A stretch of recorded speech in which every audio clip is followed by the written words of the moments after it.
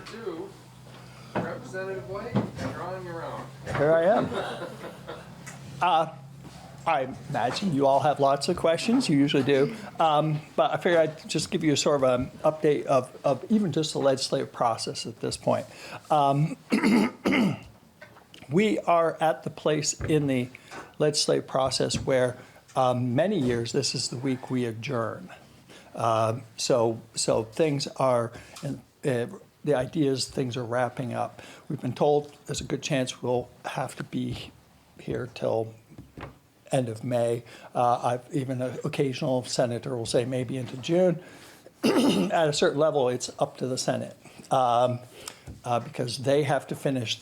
The House votes on the bills last. The very last bill that has passed is the budget, and it comes back from the Senate to the House. Then the House votes on it. So that very last day, and we're sitting there, and the Senate hasn't sent us their bill, and they decide they're feeling good because they've finished their bill by 9 o'clock that night, and we're like, okay, that's great. We've got another 3-4 hours we have to go. We're like, we wish they could have sped that up,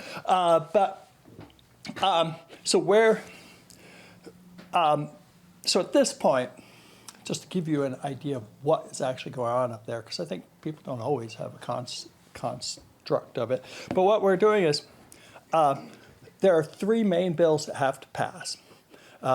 There's the transportation bill, which is highways and that kind of stuff. There's the capital construction bill. That's the upkeeping the prisons, and all the other state properties. And then the final one is the budget that has to pass. And those are the ones that absolutely have passed no matter what. There are 2 other bills that I think are really high priorities that everyone wants to get passed. And one of those is the housing bill. And then the final one is the education transformation bill that has to do with the funding, all that stuff. And so those are the bills that are basically taking up all the air in the room right now up there. So what happens is, especially with like the education bill or the housing bill, or even the budget, what happens is some of those bills have been passed. The transportation bill, the budget bill, and the capital bill have all been passed out of both the House and the Senate, and they disagreed enough that they couldn't concur. So what happens is it goes to a committee of conference where 3 members of each body get together, and it's a little bit like playing poker to see who sort of flinches first, and they sort of hammer out a compromise if they can. Of course, with those 3 bills, they basically sort of have to. My understanding is that tomorrow the Senate votes out that those 3 bills have all been through their committees of conference, and so tomorrow the Senate will be voting on the capital bill, the capital construction bill, and then Wednesday they'll be voting on the budget and the other one, the transportation. huh? Yeah, the other of the 3 bills. So what that means is the House will start to get those bills back in. And with conferences of committees of conference, there's no additional amendments. What they bring to the floor, there can't be any House amendment, floor amendments, anything at that point. It's either up or down. And so conceivably, some of those big bills will get through this week. The House has planned what they call a caucus of the whole for either Wednesday or Thursday, and that's when all the members of the House will gather, and in particular it's for the budget, and the budget is going to be presented, that what the compromise was, to everyone in the and so we will all have the same information because it's a big bill, and there's lots of things tucked in there that if it isn't your particular thing you may not even be aware of. So that's sort of where we are. Then those other two bills, the education bill and the housing bill, are still being processed. They're still being amended, adjusted, changed. What happens is to the other committees, like my committee had a little bit of say on the continuing education piece of the education bill. My committee, Commerce, Economic Development, we are handling the big pieces of education. But career tech education, as part of that, is a little piece of ours. Similarly with the housing bill, we aren't really in charge of any of the questions around Act 250. We aren't really involved in any of the big those pieces. What we're involved in is the financing structure that they're talking about, what they call CHIP, the Community Housing Incentive Program. And so we worked on that piece. And so what will happen is those are in the Senate. Senate will adjust them as sees fit, and I hear that they are in both those. And then they will eventually, when they come back to the House, it will be a big rush for everyone in that. Right now, what you'll see if you actually go up and hang out, you'll see committees sort of doing busy work. They're working on bills that aren't going to get passed this year. They're just sort of setting up for next year. Like my committee is doing right to repair bill that we're working, doing some preliminary stuff on. We're doing some things on no compete clauses for like doctors' offices where they hire in somebody to work for them for a little while, and then that person decides they want to go out on their own and they can't work within 70 miles of where they've been, those kind of things. So we're working on that stuff. It's sort of busy work while we're waiting for, because what will happen is we will suddenly get a call and say, we have these changes. We need you to get back into your committee room right this minute, and we're going to get different witnesses to testify on stuff and to give you information on what the changes were and why you might be in favor of them, why you might be against them, and then it's a rush to get calendars to find those people to get them in, and when can you get in, because they're also testifying in other committees and doing stuff, and also like we have our legislative counsel John Gray, who handles a lot of the stuff for our committee, but he's also working on those same bills in other committees, and so sometimes we're like, well, they tell us we need John Gray within the next half hour. When's he available? 5 o'clock tonight. Okay. So that's when we will talk to John. And so it's a lot of kind of hurry up and wait kind of stuff. And so it's both exciting and exhausting. And that's sort of how the end of the session goes. And so that's where we are. Just thought I'd let you know. I occasionally have people, just yesterday I had a woman come up to me and say, I've got a bill, I want you to get that in and passed right away. It's really important. And I'm like, their timing is a consideration, and I'm sorry, there's no room for that bill anywhere at this point. Or people who want major changes. Like stuff that's in the conference committee, like I said, we can't, once it's been through the committee of conference, there are no more amendments. So it's either up or down.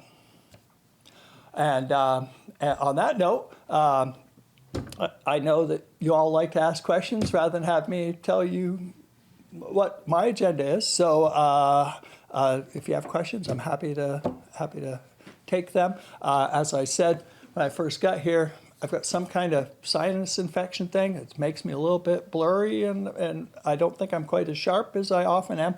So if you have a question I don't know the answer to, I brought my laptop to see if I can look it up. So I'm ready. What's your committee's position on the non-compete clause? On the education bill? No, the non-compete clause. Oh, non-compete clause. I think we're generally... there are absolutely times if you are the chief financial officer of a particular company that has highly specialized information, you don't want your competitors getting it, stuff like that. There are times when when that is appropriate, but probably less important for if you're a physical therapist. And so we are just barely starting to take testimony on that stuff, but I sort of feel like those no-compete clauses are unfair advantages. I know a chiropractor lives up in Hardwick and worked for another chiropractor for a couple of years, and then actually the chiropractor was like, well, now you're no longer a beginner, so I would have to pay you more, so I'm going to let you go and get another chiropractor. And by the way, you signed a no-compete clause and you can't practice in Vermont for 10 years. And this woman bought a house, she was settled in, all this stuff. And so now she's like, right now she's doing massage therapy. And so I think that's really unfair. And It happens a lot in the high-tech field. A lot of VTC grads signed employment contracts, and they didn't realize that clause was in there. 2 or 3 years down the road, when they see another opportunity, you can't go there. And some states, I think California has generally outlawed them. There are. It's increasing. It's becoming increasingly well known in that there are more and more making non-compete clauses in general. No longer. If you have trade secrets or something like that, that's a different. And so there are exceptions, and that this week we'll be listening, I think, to some of those exceptions. So the banking industry will come in and talk about how certain parts of their business, they need that. Again, more like bank president rather than teller. Right. Yeah, young man, do you know anything about government?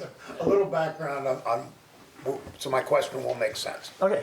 Going back to 1970, developers have claimed that Act 250 interferes with economic growth. I have always understood it, and I think history indicates this is an accurate reading. Act 250 does not impede growth. It does say if you're going to build, you got to do it right. But there are people who don't want to go through the process.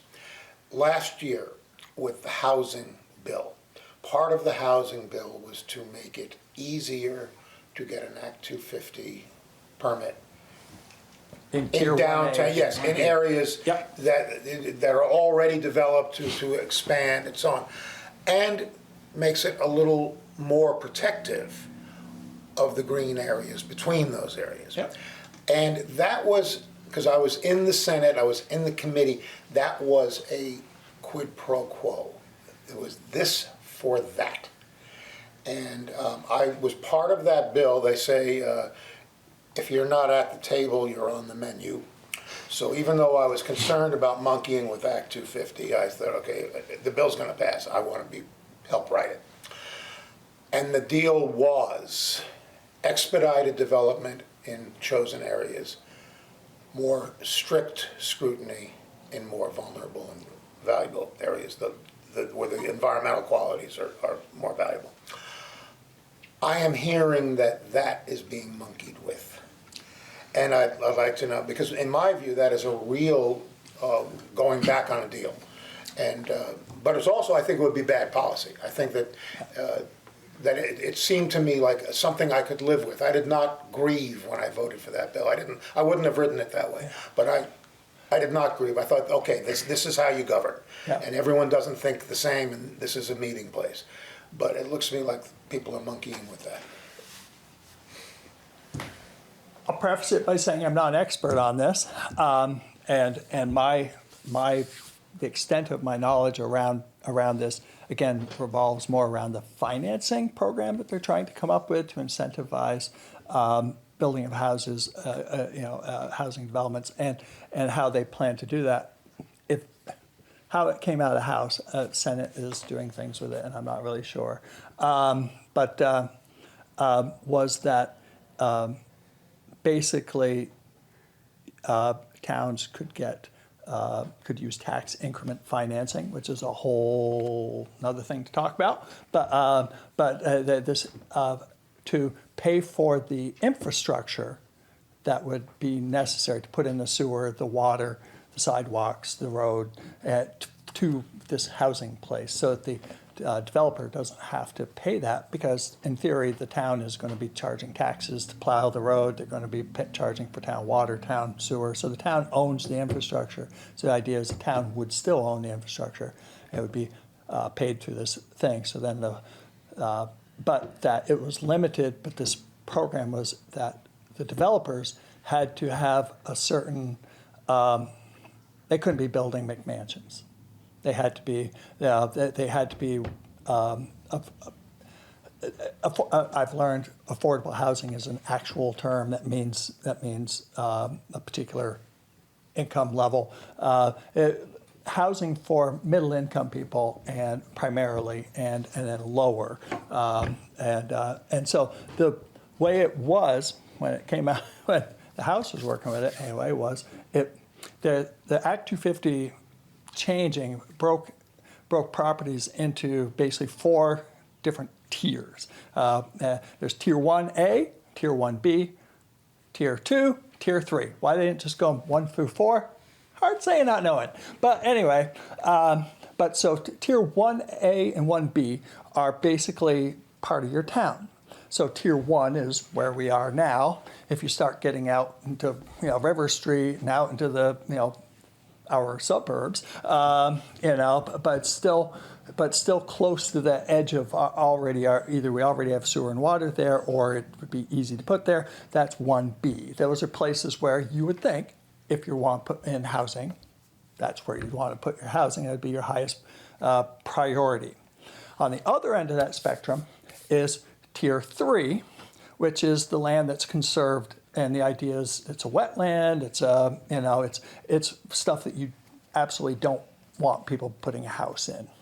And then the controversial piece is Tier 2, because Tier 2 is defined as not Tier 1 and not Tier 3, right? And so that's that might be further up Christian Hill, past my house. It might be up by Dave's house, and some people are like, well, that's a perfectly good place to put housing. And other people are like, no, that's getting too rural. And so that's where the argument is really coming down, is how do you parse out that Tier 2? One of the big arguments has been, well, we have to get Tier 1 and Tier 3 sort of worked out. Then we'll really know what Tier 2 is, and then we can narrow in and finalize, which always seems like flying the plane while it's in the air. But on the other hand, that's sort of what the legislature does a lot. And so there's a lot of kind of controversy and debates and I've heard with the what they call the CHIP, the financing, there was some discussion about, in a Tier 2, maybe it would be okay if it was small housing developments that were for affordable housing, but you'd want to make sure that in Tier 2 people weren't just putting a McMansion or a small development of McMansions up out there where all the houses are half to a full $1 million, and so. It's all being debated. It's all being, taken apart, put back together, and every once in a while, I'm sure at least the financing piece will come back through my committee again, and once it's been fiddled with some more, and so hard saying, not knowing. I don't really know where it's gonna fall. Where does the money come from? This is tax incentive financing you're talking about. Tax increment financing. Tax increment financing. Where does that money come from? Well, there's debate around that, is there not? I understand. So the idea is, I have a field, and I'm being taxed at this rate for that field,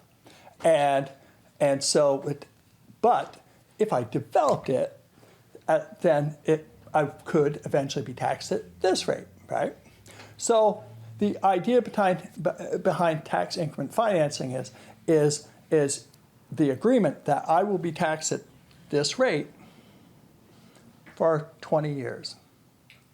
and while I'm developing the property and while I'm taking that extra income that the town would have gotten, or actually to find that, well, some of it's the town, some of it's the education fund, would instead be going to pay off that loan to do that work, that infrastructure work, in order to to put in that stuff. So some people say, well, if you don't do the development, then you know that you're just going to get this level forever. So you're not you're not losing anything. And then other people say, but yes, but and it's called the but for, but other people say, well, how do you know that there, a lack of evidence doesn't mean an evidence of lack, right? How do you know that no one would have built there anyway? And this way, you're not getting that additional tax money, both municipal and to the education fund, and so we're robbing from the education fund. So it depends on which side of that argument you're on. The state auditor is definitely against tax increment financing. The Joint Fiscal Office is skeptical of tax increment financing. They're nonpartisan and they don't officially take positions, but they generally argue that, well, they can't really say if it's good or bad because you don't know, right? And would somebody develop that even without the money, or would they not? Well, case in point is Killington. That infrastructure project at the base of Killington Access Road. Yeah. They tapped $50 million from the education fund to help pay for that sewer and water line in exchange for, as you say, the hope that down the road, the development that's going to happen at the top of the mountain will generate incremental property taxes that will come back and fund the education fund. I mean, it's not currently taking money out of the education killer fund. property tax increases for education, and $50 million went into the Killington Access Road. I think that's where the tension comes. Yeah. I mean, it's not currently taking money out of the education fund. It's taking money out of the potential future education fund, and so. But yeah, I mean, it's definitely an argument, I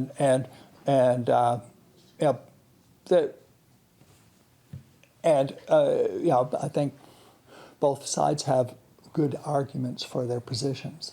I have to admit, I have a healthy skepticism of tax increment financing. I try to listen to the other side because it does, especially the really big projects like Killington, because I have a feeling they would have come up with the money one way or the other. But for some small towns, the Westford is always the poster child for this, in that the town of Westford is built kind of like Bethel, right next to a river, and they don't. There's no good places for them to develop. They don't have the money to put in a sewer system to the field that's kind of up on the hill, and so they can't. They don't have the money to do development. Without the money for the development, they don't have money for other projects that they need for the town, and they're in this kind of circular loop where they're kind of stuck. And so they can't, and they actually. Their sewer system is their waste processing system is so old and that somebody tried to put a restaurant in and it couldn't handle the capacity. So they can't even grow business in the town until they do something to improve this. And so for them, but they're too small to do standard tax increment financing because those are really for cities and big projects. And so smaller versions. Which CHIP is not. CHIP is just for development. They might be able to find a way to use it. But really, it's what they call project-based TIFs, and it's designed to be for those smaller projects to help towns like Westford. That's the difference, right? And the thing I keep hearing with all these things, as we were talking about CHIP, the project-based, the community housing increment program, improvement program, is, a lot of these, myself and Herb Olson, I'm trying to remember where he's from, but there are a couple of us that spend a lot of time arguing with, well, people say, well, this is this program would be great for small towns. And, and we're like, how small are you talking about? And they're like, well, 5,000 or so. And we're like, yeah, that's not going to help Hancock with population 300. Right? They need that kind of stuff, and so it's interesting that scale has become an issue because what people consider small, a lot of them are thinking a lot bigger than Bethel is, and so for them it's reasonable. Any town any small town population 5,000 would be great. And they're like, it's not a small town in Vermont. 65% of our towns are under 2,500. I know, right? But if you live in a place that has a larger population, it doesn't cross your brain. So, yeah. So we spent a lot of time arguing back around, But wait, that's not going to help actually the really small towns. It's going to be great for bigger towns. I don't want to call out any bigger towns because I don't want to get in trouble. But.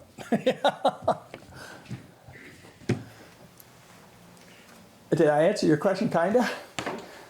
Yours, maybe. So.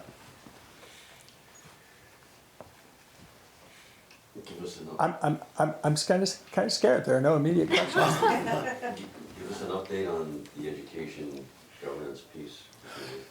Yeah, that is the thing I printed out and brought. So. It is not gotten to a committee of conference yet, right? It's let's see. So I'll just kind of read through the notes here. So the current Senate draft, there was a school district boundary task force that was in the House bill that was part of the Commission on the Future of Public Education.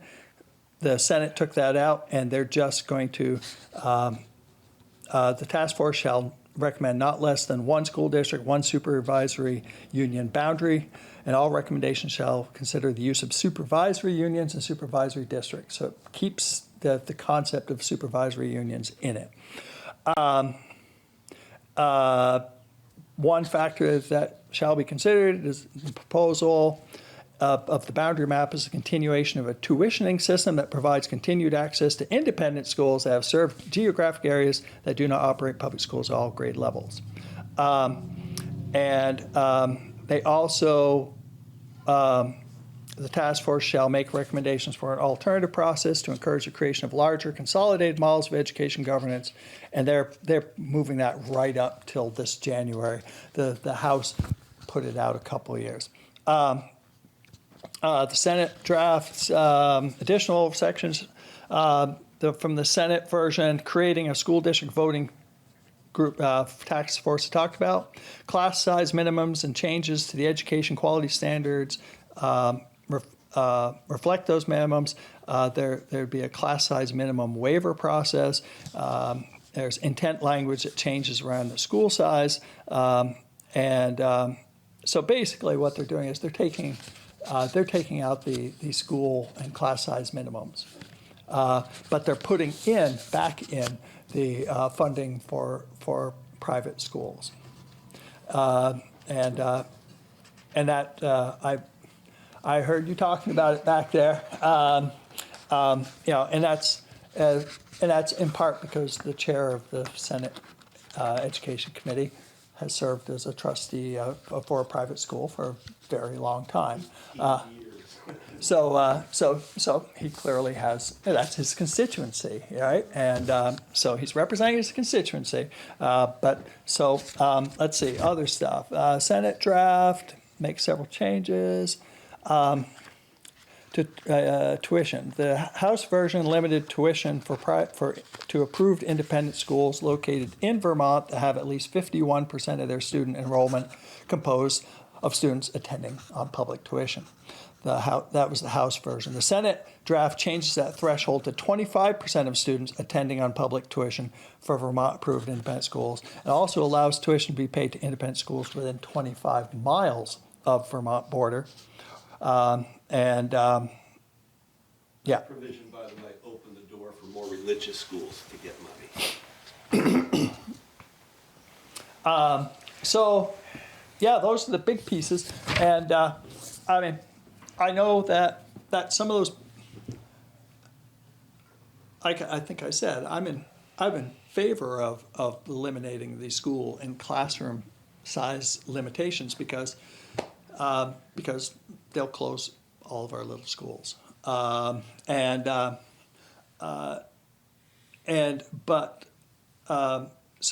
I'm in favor of that. I'm not a fan of the tuitioning to the independent schools and that they have built in there. We can't really do without tuitioning to independent schools because we have a network of them. We do. They provide the education in certain parts of the state. We do. You know, you've got Johnson, Linden, Thetford Academy, you've got Herbert, and I think the fair thing to do, quite frankly, is if you're going to get public money, you need to pay by the same set of rules. And I don't see anything that's unreasonable about that. That if you're going to get public money, you should adhere to education standards, have open enrollment, publish your academic results, have financial transparency, and have licensed and certified teachers in the classroom. So I don't see where any of that's unreasonable, quite frankly. And I agree with you. And so, right now, there's still, I don't believe this is a done deal. It's still being kind of negotiated. It's not even yet in a committee of conference. It will almost certainly go to that. You know, it's interesting because I know that both House and Senate are feeling a lot of pressure to do something. But on the other hand, they're pretty far apart, and it'll be interesting to see if they can find a compromise that they can come together on, or it may languish till next session. They did. The funding piece that people pay on is based on the yield bill, and that came out of the House, and the House was they're taking one-time money to pay down the tax level, which means somebody's going to want that money next year, right? And so how that's going to work is a good question. The House was going to pay down enough so it was basically going to be zero. The Senate decided they were going to pay it down enough so that the yield was only going to be about 1%.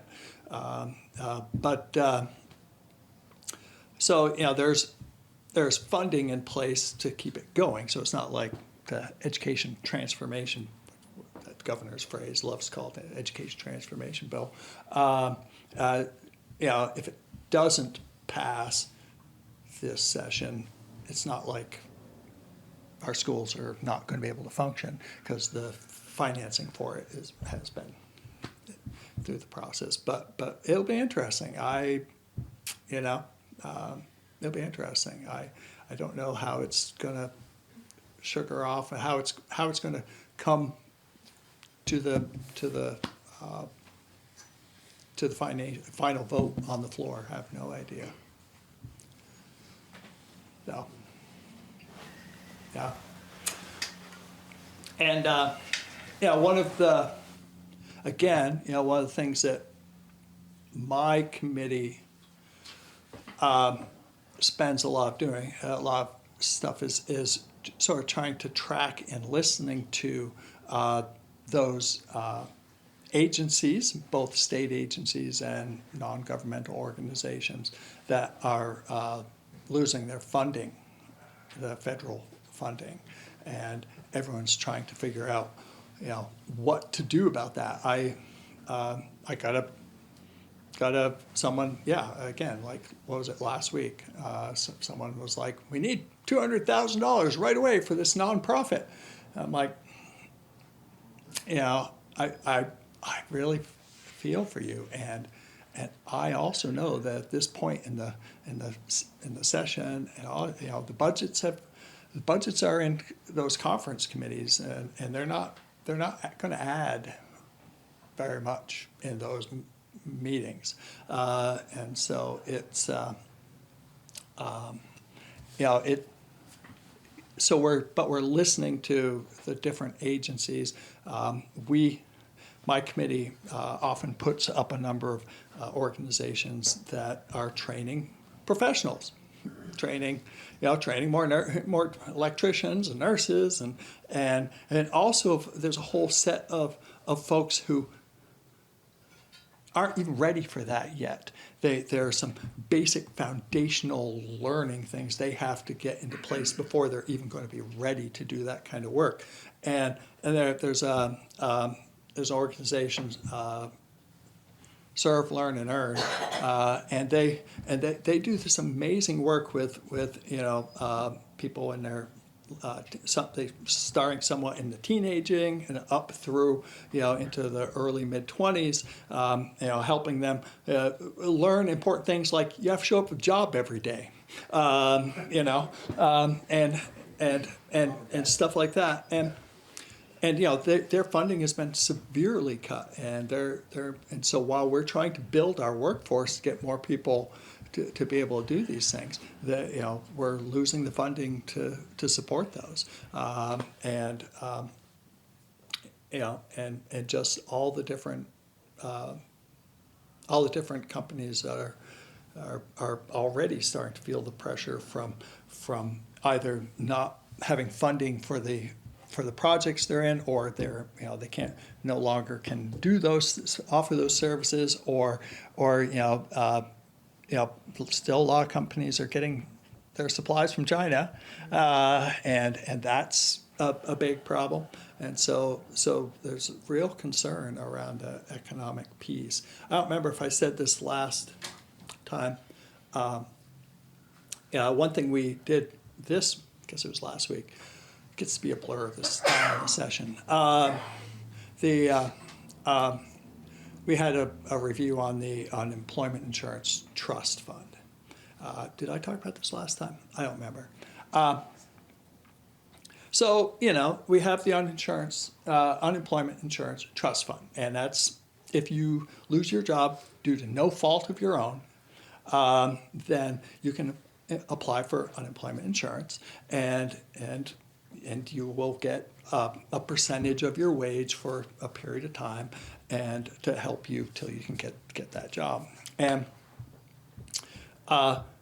Vermont had the healthiest trust fund in the nation going into COVID, and so whereas a lot of states don't keep very much in there, and so what happens is when they run out of money, they borrow from the feds.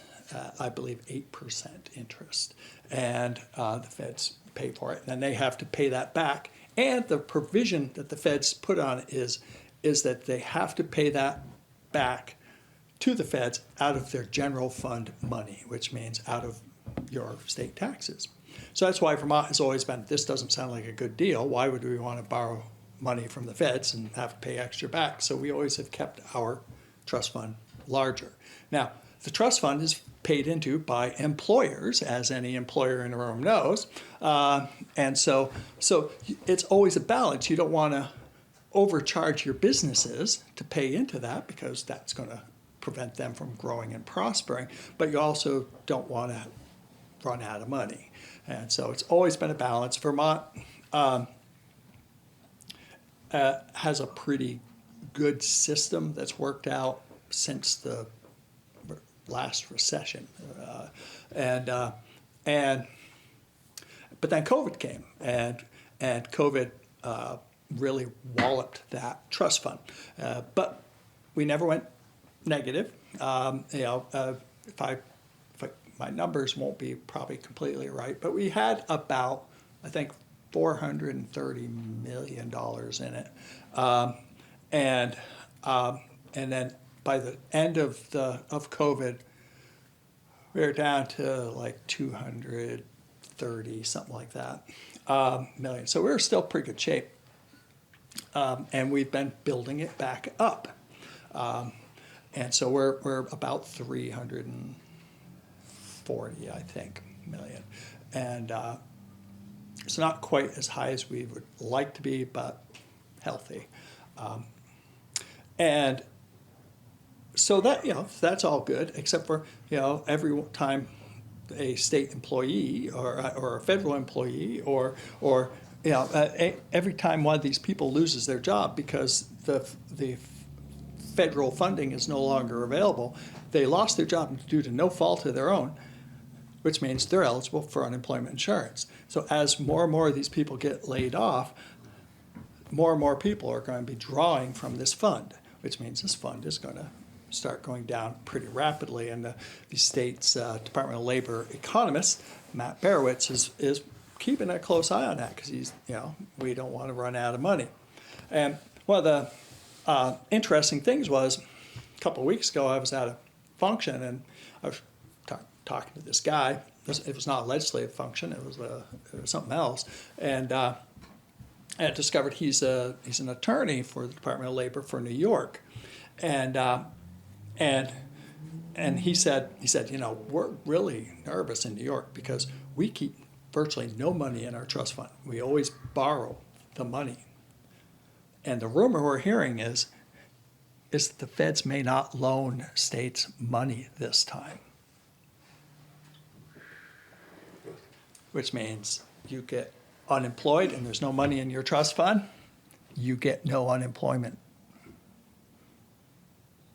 And so I asked our economist about it, and he was like, "Yeah, we're just kind of keeping quiet about it." So I've just blown the cover, but he said, "Yeah, we're nervous. We're that's why we're paying really close attention to the Vermont Trust Fund because." So there are some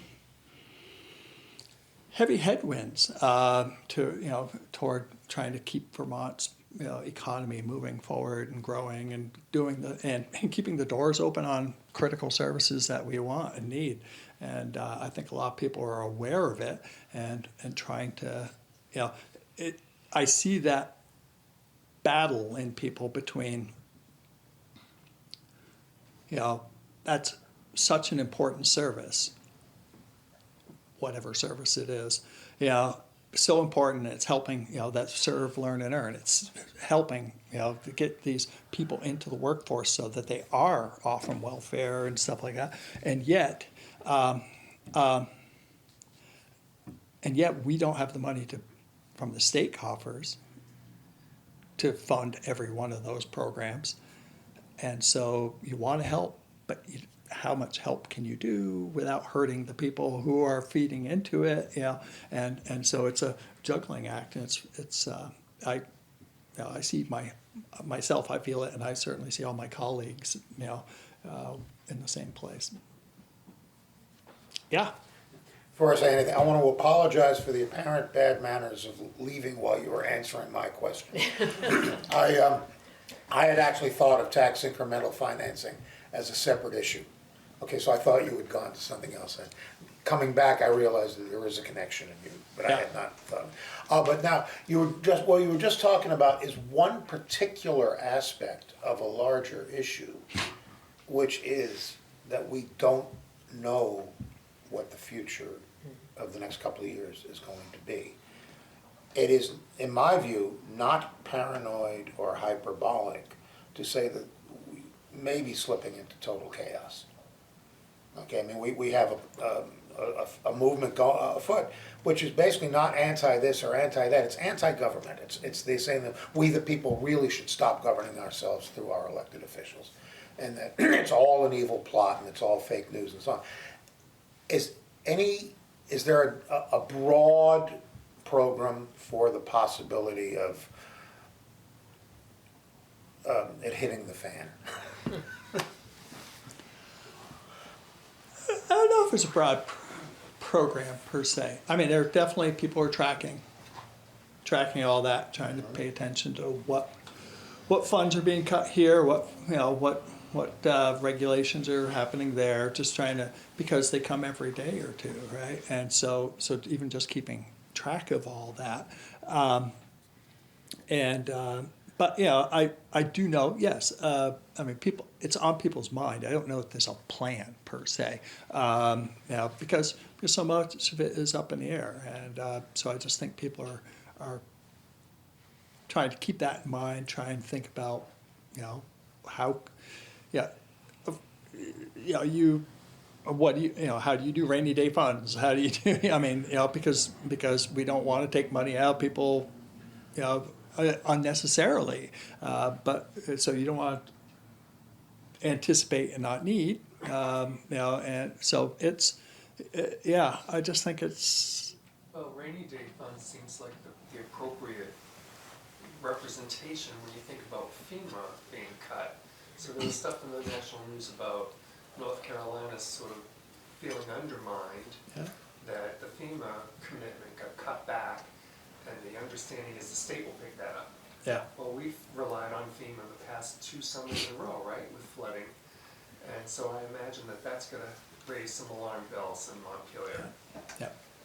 One of the big benefits of Patrick Leahy's tenure was that because he eventually became such a powerful position in Washington, he really looked out for small states, and so when there were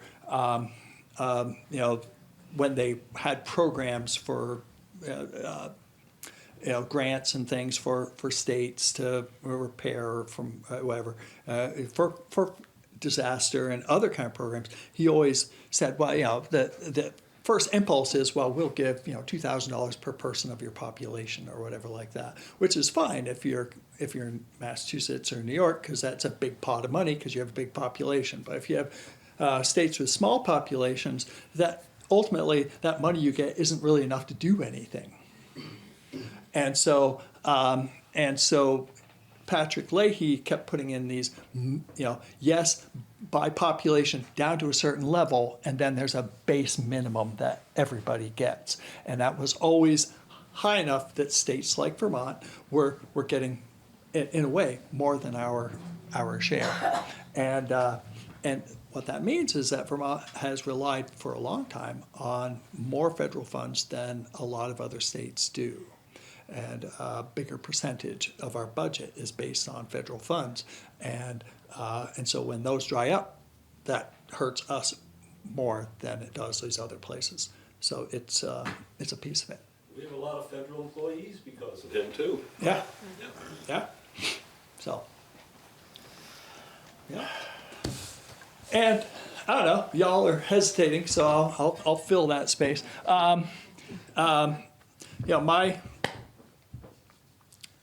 My committee is also, you may remember last year, maybe the year before, data privacy is still an issue. And it's an interesting,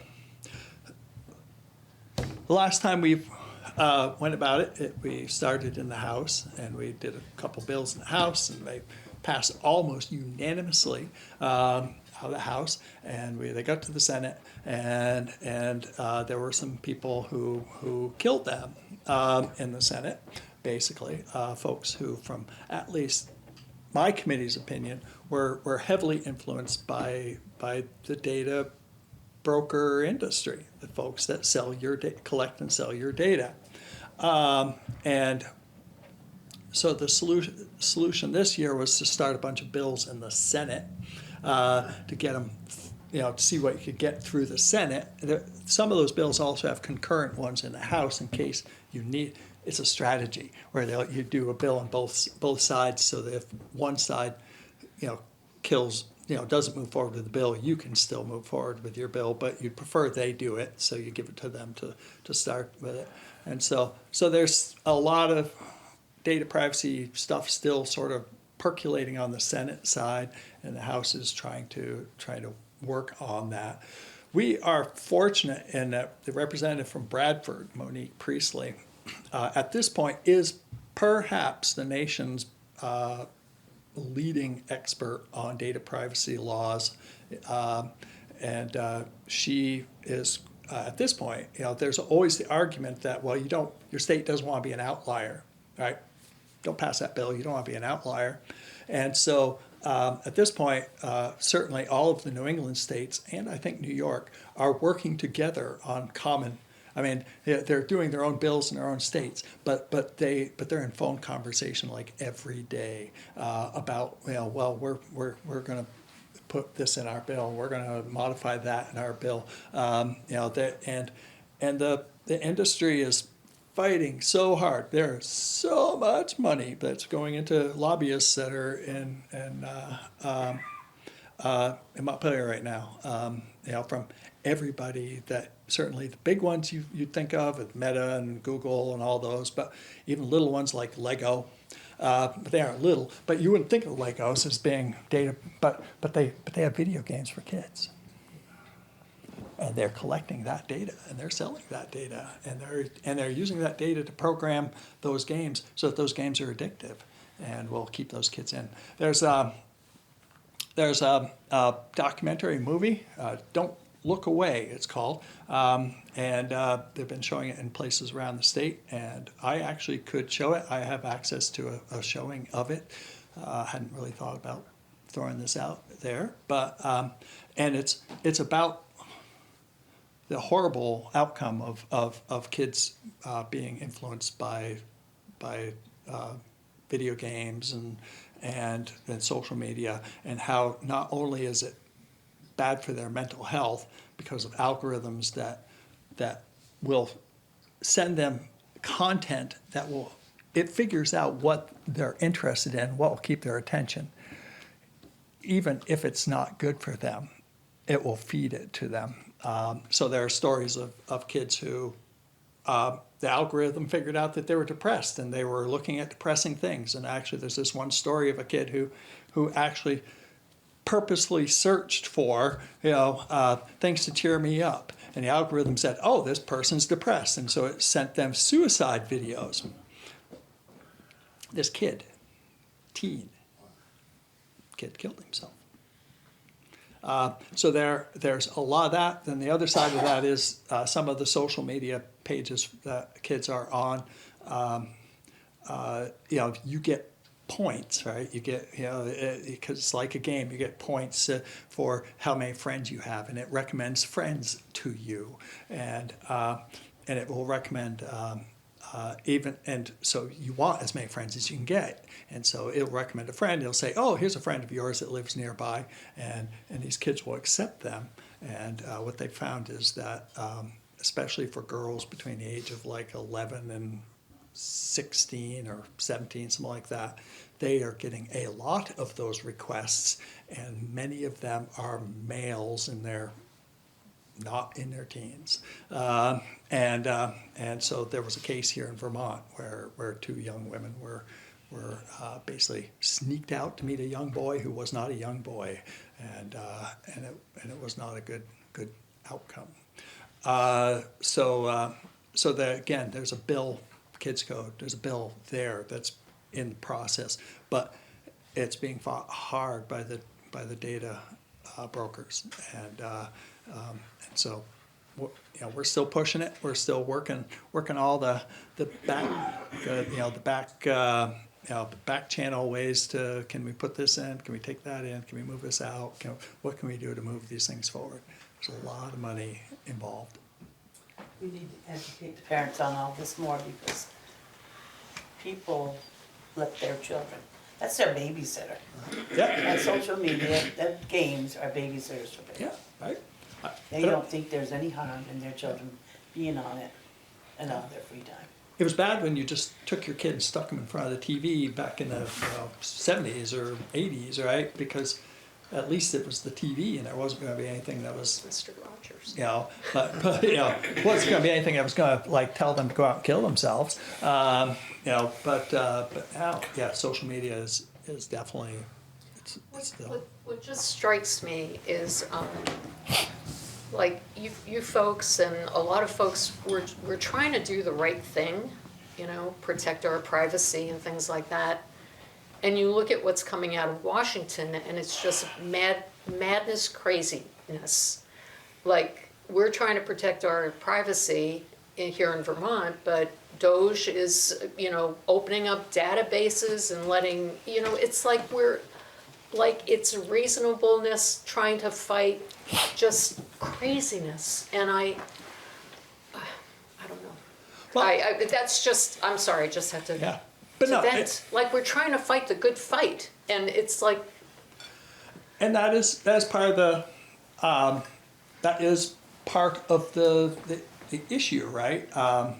You know, that, I mean, certainly with companies, it's an issue, but also with the federal governments and stuff.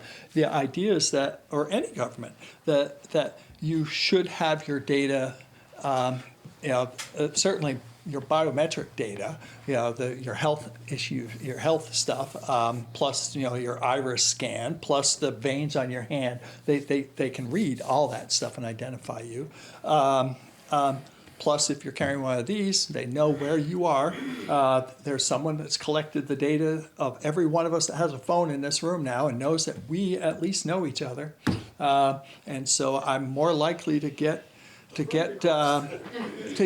ads on Facebook of stuff that Dana's into, and vice versa. So I apologize. No. Don't worry. But you know, so part of these laws are, and much of this data can be scraped anyway, right? You know, they can get it because you've posted things. They used to, we found out up until a few years ago, the Department of Motor Vehicles in Vermont used to sell your DMV data. It was a source of income for the state, and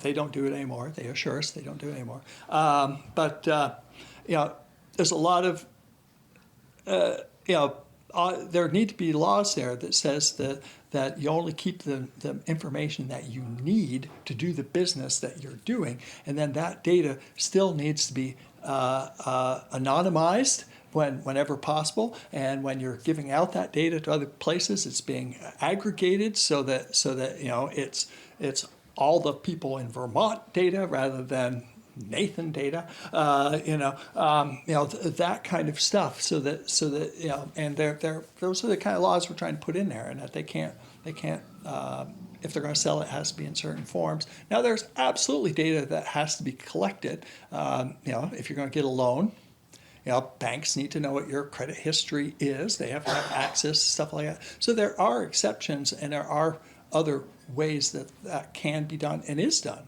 For the most part, banks and those institutions are really good at maintaining those kind of regulations. But on the other hand, you get the weird aberrations. You have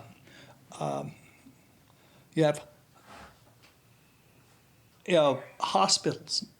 Now they're under HIPAA, you know, regulations around your health information, and so they don't share that. But some hospitals have housing for their employees.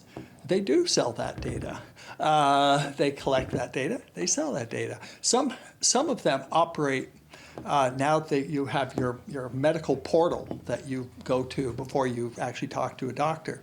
And what we found is that some of those portals are actually contracted out by the hospital. They aren't running them. And the companies that are contracting them out do not keep your data private. So when you call up and say, I want to talk to someone in the oncology department, that gets recorded.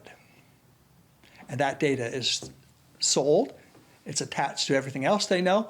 And then when you go to get that life insurance policy, there's somebody who has a record about your oncology visit. And that's going to affect whether or not you get life insurance. And so so there's all that stuff out there. It's and the more I know, the more scary it gets. So Vermont is actually coordinating and sort of leading the way to try to do that work, and it's a big battle. We're not going to get anything through this year. Hopefully next year. Is there anything gonna be coming around for any type of bail reform? You know, I wish, and I don't. I mean, I'm not this session. I know, not this session. I haven't seen. It's interesting because, like I've heard the governor mention he wants bail reform. I have not seen any bills from the governor or any of the Republicans that get their information from the governor about bills about bail reform, which is pretty normal for our governor, which is he says somebody needs to come up with a solution for this. By the way, I'm not going to provide it. And I'm not even going to provide any input into the idea. So because I keep looking, and I have not found any bills pertaining to it. And so I hope they do something. But it's an interesting thing. When you say, I'm not trying to put you on the spot, but when you say you hope they do something, is there like it? Well, I hope can, it's the Judiciary Committee okay, is so going it to needs be ultimately through have to do committee that. it- And I honestly, I don't know if our Judiciary Committee, I don't know where their head is on that. I have a feeling like that isn't, even if there is a bill, I'm not sure it would be something. I don't know if they would support it. I don't know. Just my feeling about what I know about the leadership of that committee. Because it's an important thing to remember in the House. Other than perhaps the Speaker of the House, the next most important, most powerful people are the committee chairs. They make all decisions about whether or not a bill gets any attention at all. It's just because you submit a bill, it may be the best bill in the world from your perspective, but if the chair, it's not a priority to them, because they've got other bills they think are more important, or if they just think it's a dumb idea, it will never see the light of day. There is a provision for a committee to overrule their chair and force them to take a bill up. But even if you do that, now you're fighting against your own leadership, and they're still the ones who schedule the witnesses. They're still the one that do this, so they can slow that down so much that it's again, so it's the committee chairs, and they're really the most important people. That's why when I tell folks, if you got a bill, it's important. Certainly talk to me, but even more importantly, find out who the committee leadership is, and see what you can do to talk to them directly, because they're the ones who are really making those decisions in the end. You need to move those criminals next to their house, so they can really see what's going on. Yeah. Yeah. I've talked to people just in this town, that's not a big deal, come up and live with me. Yeah. We just had a big one last week. Yeah, I know. Yeah. And before dark, there were several people already back in that house. Yeah. Catch and release. Yeah. And that's not acceptable. No. No.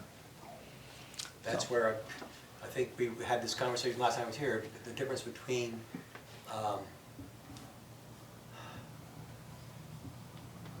what's the word? Oh gosh, I have to look. It wasn't you, I think it was Allison who made the distinction that lobbyists are one thing, but if you like what they're saying, they're advocates. If you don't like what they're saying, they're lobbyists. Same person. Right. And I said, now, whoa, wait a minute.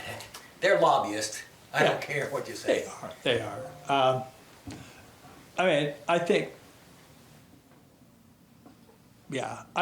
technically the official definition as a lobbyist is hired by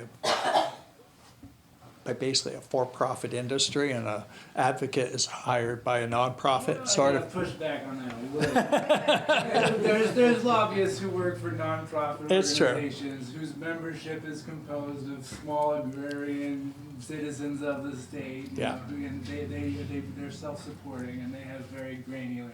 Yeah. But yeah, lobbyist as a bad word. Yeah. I mean, I used to always think lobbyists were bad. Yeah. You know, Yeah, it's not. But no, until you actually talk to people and see what's happening on the ground. There's plenty of good things. Yeah. I mean, well, like in my committee, I mean, it's not uncommon to have lobbyists in my committee, but you know, we try really hard to have the lobbyist that's representing this side and the lobbyist that represents that side, and then try to figure out, and then be skeptical of both of them, and try to figure out what is the reality in the middle. And lobbyists are experts in whatever their field is. They're experts with a skew, but they are experts in their field. So lots of times they can give you resources. And again, the trick is not to just say, oh, well, you said it, so it must be true. Well, instead you have to say, oh, you've said that. Could you provide me with where you got that data so I can go find it? And so that's the how it should work with lobbyists. I feel like I have so much respect for the chair of my committee because he just really is, he just is exceedingly thorough, and he works really hard to get everyone to give their opinion. And he does not like to vote anything out of our committee that is not unanimous. Whereas a lot of committees, it's a closer vote on a lot of those issues. But he really holds it to unanimous if at all possible. And if it's anything worse than like 10-1, then he really probably won't move forward with it. My favorite story about him was there were these two sides, and they were, one side came in and argued their point, and he just sort of sat there and they were, you could see they were getting nervous. So then the other side came in, and he sat there and they were getting nervous. So then they both went out into the hallway, and the two sides came up with a compromise, came in and said, well, we could both live with this. He's like, okay, then that's what we're doing. So, yeah. How are we doing on? Oh, we got lots of time. You lobbied. I had, when I was chairing natural resources a million years ago, an industry lobbyist came in and gave testimony. And then an environmental lobbyist said, she's completely biased. And I said, it's her job to be biased. Right. Her job is to present her client's point of view. It's my job to take it with a grain of salt. Yeah. And I think that I want to echo also, in Vermont, the lobbyists are in many ways our staff. And you do have to take it with a grain of salt. You also have lobbyists that you like, and they represent organizations that you agree with. I once had a lobbyist scold me saying, Senator, you do not pay my salary, because I was actually telling her what I needed for the next morning. Oh, yeah. And I said, no, I'm not on your staff. I'm on VPIRG's staff. But I liked VPIRG. I liked their point of view. And I knew that they would give me good language. Yeah. Anything else? So I was asked by the select board if I would, I think tonight, if I would show up, and I said basically I don't have a lot to say. I mean, until we're so close to the wrapping up of the session that all the big things are still up in the air, and I don't know exactly where they're going to land. So if I came tonight, I would have said, I don't know, I'll get back to you in a couple of weeks. And so that's still sort of where we are. Once we adjourn, then I'll know where things landed and have more to report. So next month, I presume we're doing it next month. We can. People come. If you'll come next month, we'll do it next month. Yeah, I think I'm around still, but yeah. And speaking of the select board meeting, for the summertime or into September, we're starting at 7 instead of 6. Okay, So, yeah. if anyone wants to show up, you can show up at 6 and help Hang out. Orca set up.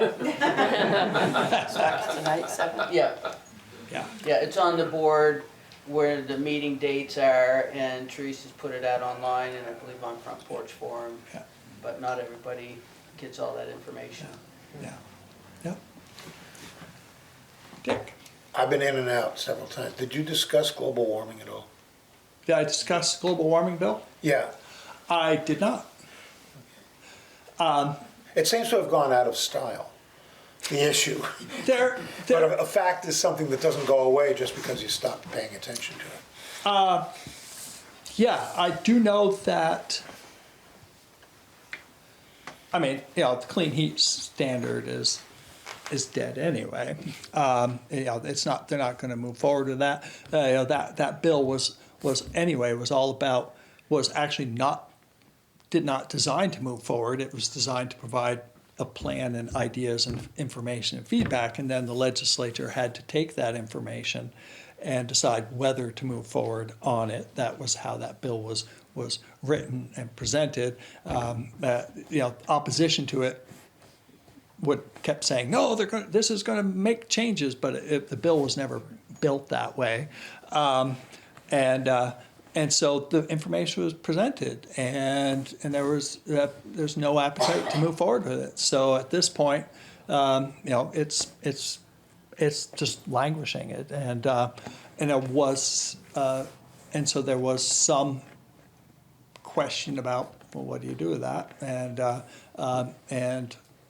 latest thing I heard, again, it's not my committee, but the latest thing I heard was that, yeah, I think they're going to just say, okay, well, clean heat standard did its job, and for that point, and until we're ready to pick pieces up again, we'll move forward. There is also a move to by some folks to alter or repeal the Global Warming Solutions Act, and last I heard, there's still debate about on the Democrat side on what to do with that, and I don't know where they're following. It was more of the piece that I heard. They were just saying, we're looking for feedback. Let us know what you think. So there was no kind of like, and this is what we're thinking about doing about it.